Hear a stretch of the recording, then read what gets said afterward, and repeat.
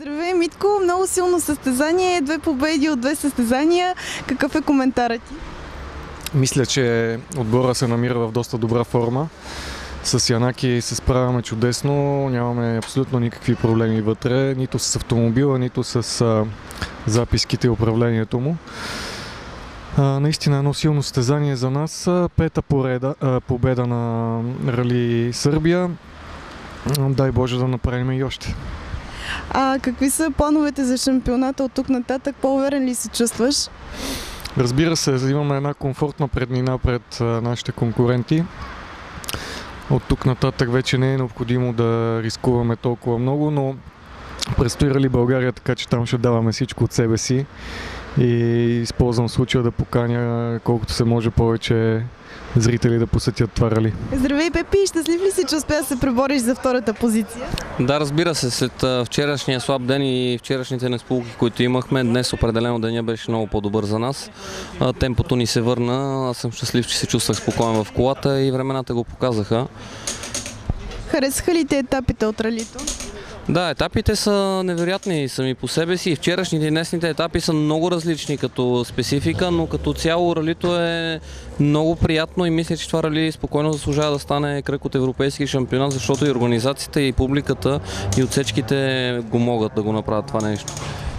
Твой навигатор наскоро претърпя операция от апандисит. Имаш ли някакви проблеми с това? Проблемите са само на него от главата, обикновено му идват, не от операцията. Справи се перфектно, както винаги, за което съм много благодарен и на него, и на момчетата от екипа. Просто Рали Сърбия е едно от най-хубавите ралита, които съм карал до момента. Здравей! Кроме трети се класирахте днес. Какво се случи?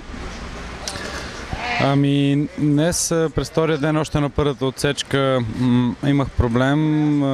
Автомобила загасна на самия старт. Просто мина през фотоклетката, опитвах се да запаля. Може би около 20-25 секунди, след което запали и просто тръгна. Необяснимо наистина за мен. Какви са амбициите ви за шампионата от тук нататък? Всяко състезание само за себе си се бориме. Ясно е, че шампионата става много труден, но в края на краищата и през тази година имаме само национална програма, което, разбира се, надявам се да не повлиява и на нашата подготовка, защото знаете, че тези международни участия, които имахме възможността да правиме, така е едно страхотно ноу-хау. Здравей, Кате! Някакви проблеми днес? Доволна ли си от представянето?